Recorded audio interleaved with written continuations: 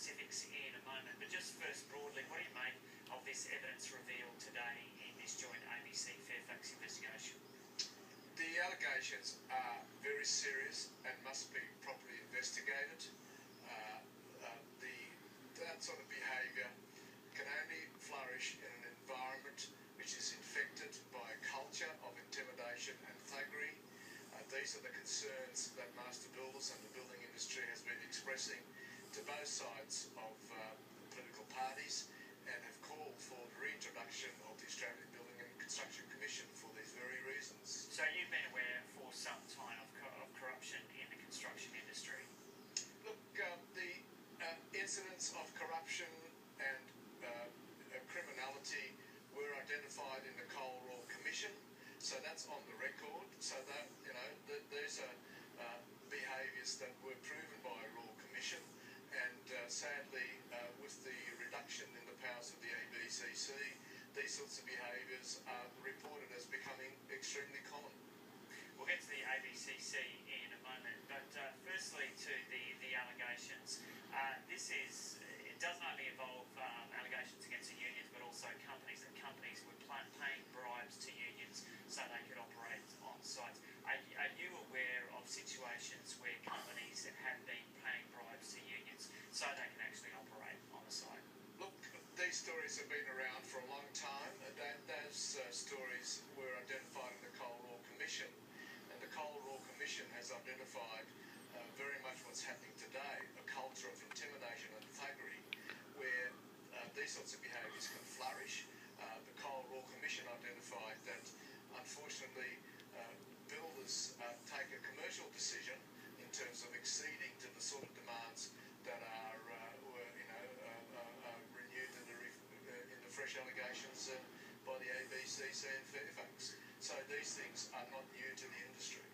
Are builders as much to blame in this situation if they're the ones paying the bribes to the unions, or is it your argument that that's just the way the system operates, and if they're going to run companies in the business in Australia, that's just the way they've got to do business? Look, the Coal Royal Commission made it quite clear that builders make a commercial decision that often it is far cheaper to pay these bribes to make sure that the contract goes ahead smoothly.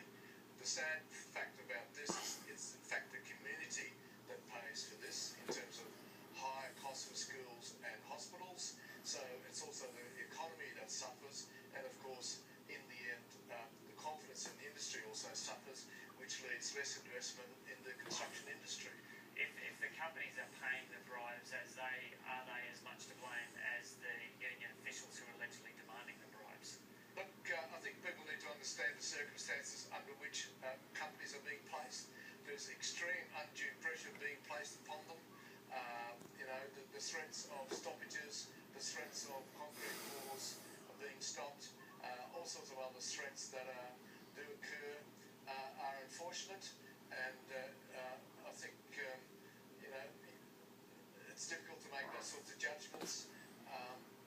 The reason the builders may engage in that is that there's no, up until now, no proper authority where these sorts of behaviours can be reported to, and where they can feel confident that where they report these threats, that they can actually be acted upon, and hence, unfortunately, as Commissioner Cole has found, they take a commercial decision. So have companies kind of been beating their heads up against the brick wall in terms of trying to get something done about this, and kind of tried, nothing's happened, and so they've just had to operate in this environment? Very much so, and what's as I said earlier, this industry sadly has been infected with a culture of intimidation and thuggery, which then leads to the risk of this corruption and criminality that were reported today. And this is what needs to be stamped out, and the ABCC, when it was in existence, was very successful in suppressing these sorts of behaviours and making sure that the unions were stopped from doing so. Milton Hamish, what is the extent of this in the construction industry in Australia? Look, it is rife, particularly in CPD projects, because unions have, in that sense, control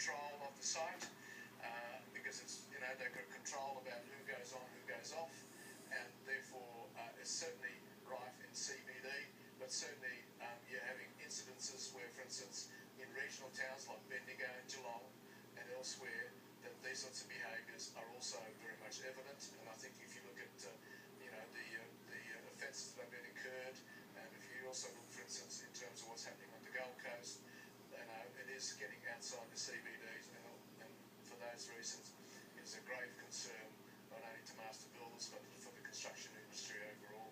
And when you say it is rife, are you referring specifically to companies paying bribes to union officials so they can operate on sites, or are you talking about other things as well? Look, there's other behaviours where the unions will dictate which subcontractor can and cannot be engaged. I get regular reports of companies being told by unions either to stop hiring a subcontractor or encouraging to hire a particular subcontractor, and these sorts of incidents are there all the time. Also hear stories about where employers are encouraged to accede to various union demands, and these matters obviously need to be fully investigated, and these are matters that are best curbed by the powers of the Australian Building Construction Commission. Another part of this story today was to do with a company called Active Labour, controlled by George Alex. Are you aware of that company, and is that company a member of yours? I'm not personally aware of that company, and I'm fairly confident they're not a member of Master Builders. Yeah. Okay, so just getting back then generally to the situation in the construction industry in Australia, where you're concerned that this corruption is rife, what effect has that had on doing business in Australia? Look, it's had several effects. One, it has raised the cost of doing construction, and there are some well highlighted cases where this has occurred. The story itself talked about the desalination plant. That is well known. A whole lot of other projects in our own studies are showing that cost can be up to 10% or even more than what the community would expect to pay. It dents confidence. Investors are very reluctant to invest, so we're getting less money for builds in Australia in terms of projects. And secondly, we've got governments with extremely tight budgets, and this is where the community gets hurt very badly. In other words, the community gets less hospitals, less schools, less childcare centres, less aged care centres and other community infrastructure than they would expect to get for the same dollars that the governments, both Commonwealth and state, would be expecting. And what's the best way of stopping this then? Look, unfortunately, what we need is a strong cop on the beat, the return of the powers of the Australian Building Construction Commission. The Australian Building Construction Commission was shown to be very successful when it was in existence, and the real comparator there is when the very much weaker Fair Work Building Commission was put into place. The unions was very much emboldened, and we have a return to the sorts of behaviours that have been uncovered by the ABCC and the Fairfax media. What are the powers specifically do you think that COP on the beat has to have if these issues are to be adequately addressed? Very much. There's a couple of things. One is they've got to have that compulsory power of interrogation. Because of the culture of fear and intimidation, people are very reluctant to give evidence, and it's also very much the case with union officials. There are some honest union officials out there who are prepared to give evidence but are intimidated not to do so. And there was one ex-union official that was also in the papers today that is about to give evidence. So there are union officials who are also concerned with what's happening. So the compulsory interview powers are very important. The increase in the penalty rates are also very important to stop the behaviours, because at the moment the fines that can be applied are simply insufficient to deter that sort of behaviour. What are those fines now, and what should they be? Look, at the moment, fines can be as low as $10,000. They were $30,000 up to $150,000 for corporations and $30,000 plus for individuals.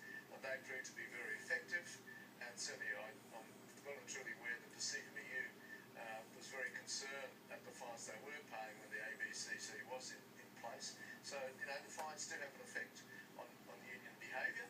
And the other one is simply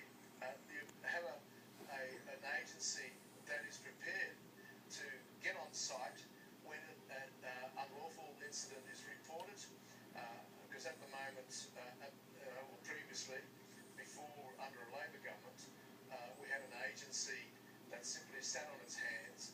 So by the time they investigated the incident, all evidence of industrial thuggery had disappeared. What we do need, and what's happening now, is that we have, at least under the weakened powers, an agency that is prepared to come on site very quickly and basically deal with the thuggery as it is happening. Okay, Bill, just one more last question. You're very keen, obviously, on the return of the ABCC. The Employment Minister, Eric Abetz, this morning has said a judicial inquiry will happen. Are you keen? Do you think a judicial inquiry is also necessary, and should it take the form of a Royal Commission? Look, we certainly support Senator Abetz's efforts in terms of investigating this. Now, it's obviously a question of judgment about whether it's a judicial inquiry. If it is to be a judicial inquiry, we will certainly support it to the hilt.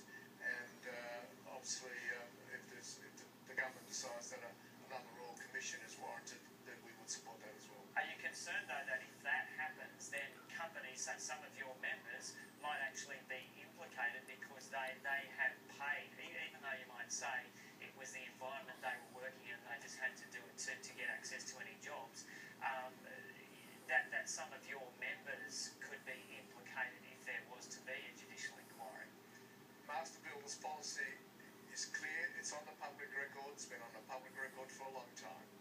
Master Builders does not support, condone criminality, and that everyone is required to abide by the law, and anyone who breaches the law and acts in a criminal way should be subject to the law and should face the full force of the law.